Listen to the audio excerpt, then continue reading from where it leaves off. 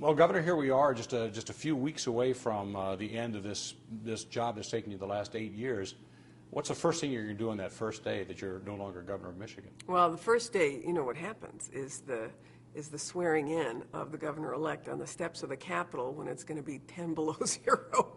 But after that, actually, Dan and I are going to go to a warm place. I've been saying for a year that I can hardly wait to have a margarita on a beach. I'll be able to fulfill that wish. You're pretty well recognized, though, not only in Michigan but across the country. You've been a fairly high-profile governor. It's going to be hard to find any place without somebody recognizing you. Plus, you know Michiganders travel. Well, they do, but you know, it's for a governor of a Midwestern state. It's not so bad. You know, it's not like I'm Arnold Schwarzenegger or anything like that. So I'm pretty confident that I can go somewhere and have a great time. Maybe even get in a bathing suit for the first time in a decade. We'll talk about what's happened over the last 8 years. First of all, a little news of the day. Here we are in our first major snowstorm. The interstate highway system, of which the state is in charge of plowing, were a mess today.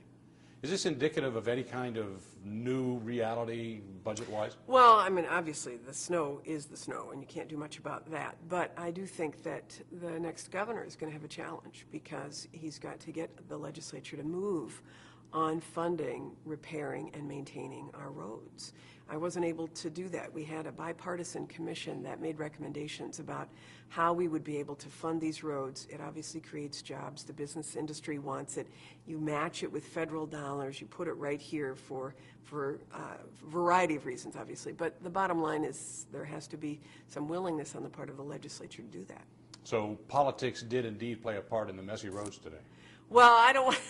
I know the next headline will be Granholm blames Republicans for snow, and that's not going to be the story of the day. But the bottom line is you do need to have an investment to be able to maintain these roads. So a little bit more detail, then why didn't we have that investment? Is this going to be how this winter is going to continue to go like this? Well, I mean, some of it's just going to depend on how much snow there is. But you need to be able to, and this is for local roads as well, you need to be able to plow the roads, salt the roads, maintain the roads, ultimately repair the roads, pave the roads, in some cases widen the roads, but you can't do it on nothing. You have to be able to fund that. And the legislature just didn't get that done this last year for...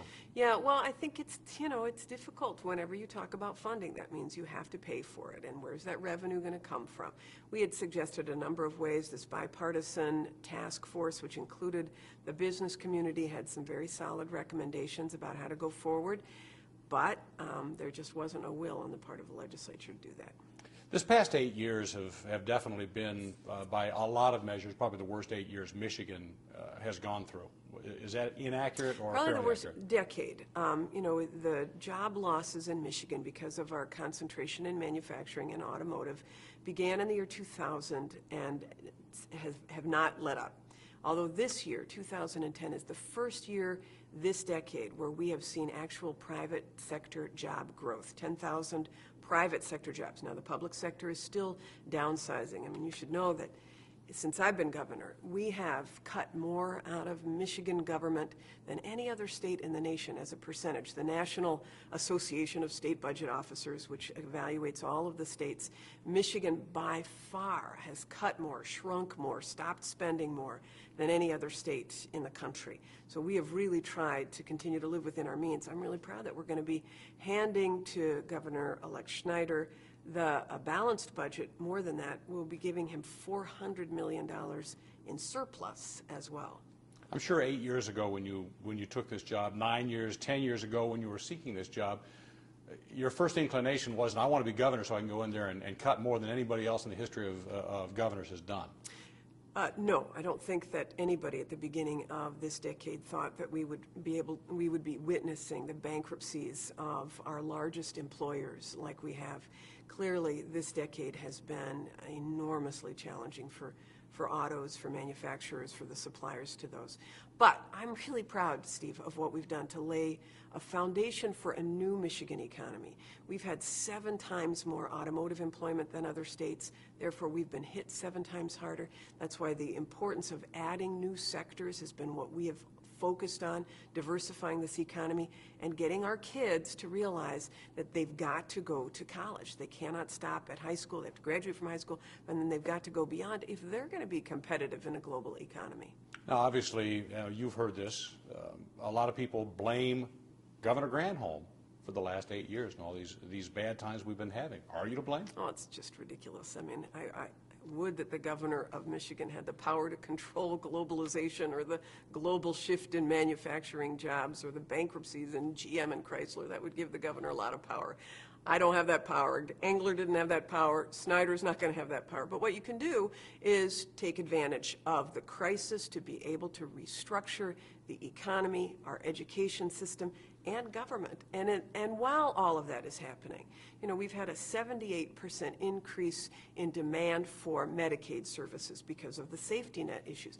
But we have not cut a single person off of health care during this time. So we've been able to prioritize making sure vulnerable people get what they need during this very difficult time. We've put people back to work. In fact, we've retrained people through No Worker Left Behind. 147,000 adults going back to get retrained and upskill themselves. So I'm proud of what we have done despite the unbelievable challenges that we've seen. I heard you give an impassioned talk in Mackinac this last year, and you used the phrase something about planting trees under whose shade you will never sit. Right. At what point do you think people will look back and appreciate what you've done? Well, I don't know that anybody ever looks back and appreciates what a politician has done, but I will be able to appreciate, and our team who has worked very hard to do this. You know, we've been able to attract, since I've been governor, almost just shy of 4,000 business expansions and new businesses. 4,000. Those 4,000 are in new sectors.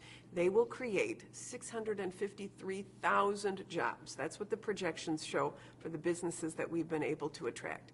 All of that means that Michigan will be in a stronger position when we emerge from this recession.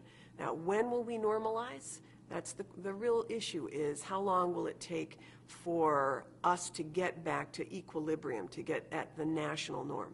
Well, I mean, this year our economy has outperformed the national economy, believe it or not. Despite all of these challenges, our unemployment rate has dropped 3 times that of the national unemployment rate.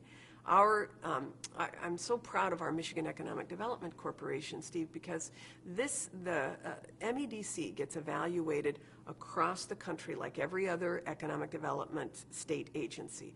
And we have been consistently found to be in the top 3 in the country in terms of attracting and expanding new businesses. So I know that all of those, the ground is breaking, all these new battery plants, all of that. The hiring hasn't been completed yet on many of them. We still have one more MEDC meeting this week, tomorrow. But the bottom line is, I know that we will see the fruits of the work the groundwork that's been laid. You've talked to the incoming Governor Snyder, I'm sure. What have you suggested that he really needs to be careful about? I know business incentives is something he has just not favored. Have you gone to him and says, you know, you may not want to mess with the film incentive, for instance? Yeah, I have. And in fact, we have an announcement today which will talk about our joint efforts in moving forward, and it'll be a cooperative announcement, which is terrific. He knows that you don't fix what's not broken, and the things that have worked, for example, the battery incentives, making sure that we have this whole wind and solar system, the focus on life sciences, those kind of things have worked in Michigan. Obviously, they haven't fully countered the loss of the traditional manufacturing jobs, but he knows how critical it is to diversify Michigan's economy. He is also, I'm really encouraged by the things that he has said about investing in education, making sure that we have a safety net for vulnerable people. He's going to have a better situation in terms of the legislature than I had, because he will have a House and a Senate, both of his party, so he can go to them and hopefully forge a consensus on how to move forward. So I'm encouraged. Now, you said people don't generally look back and look at what politicians have done, but history will look back. And they will rate you in some form or another today, tomorrow, 10 years, 100 years from now. What do you think Jennifer Granholm's legacy will be on behalf of Michigan? Well, when they go back and rate, I would say look at what they, outside validators, if you will, third parties, have evaluated Michigan as up to this point. For example, the Pew Center on the States evaluates all of the states and how they're managed, and Michigan consistently has been in the top 3 in the country, the best in the Midwest, in terms of how we are managed. As I mentioned, Site Selection Magazine says that we are in the top 3 states. We are 48th in the country in terms of the size of government relative to population. In other words, we've cut so much that we are extremely lean. I think people will say that she managed well during a very difficult period in Michigan's economy, but that she diversified, her team diversified the economy, put out there high standards for kids to be able to graduate. And in fact, if I can show you, Sure. You have just a minute. Oh, yeah. So we added new high standards, as you're aware, for both K through 8, and then we added high school standards. So every child in Michigan is now taking a college prep curriculum. And so when we did this, people thought, we're going to see a dropout, increase in the dropout rate. Their graduation rate's going to decline. But instead, what we've seen is I don't know if you can see this, but in K through 8, our reading proficiency has increased through all grades since we did this. The same thing with math proficiency, all grades on an incline since we did this. We've got to still work. The dropout rate has declined since we adopted these high standards. And then my last thing I just want to show you quickly, which is not about education, but this is about steering our state from the Rust Belt to the Green Belt. And this is just what's happened in the past year and a half, since August of 2009. We've been able to attract 48 companies, 89,000 jobs, and $9 billion worth of investment in these dots represent battery, solar, wind, and bioenergy companies that are going to hire Michigan people. Now, because these were just announced, the hiring hasn't been completed. This is going to happen over the next decade.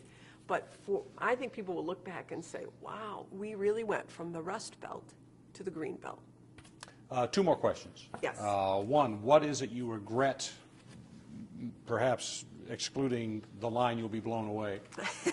What is it you think you'll regret most about that you didn't get accomplished or that you did do that you wished you hadn't? Well, I mean, I hate looking in the rearview mirror, except to learn. And I'm an optimist, so I really like looking forward. But I would say that one of the things that I'm very disappointed the legislature didn't agree with me on is to fund that Michigan Promise Scholarship, as we have put out there a big goal of doubling the number of college graduates in Michigan. Access to college is so very important, and I was very disappointed that they didn't agree with me because we found a way to pay for it. Okay, I lied. It's 3 questions, so I'm going to go back to the "you'll be blown away." That line really just took a bad turn for you, didn't it? Yeah, it sure did. It sure did. Although now I joke about it because with all of the action we're seeing in the wind energy, maybe it takes on a different meaning.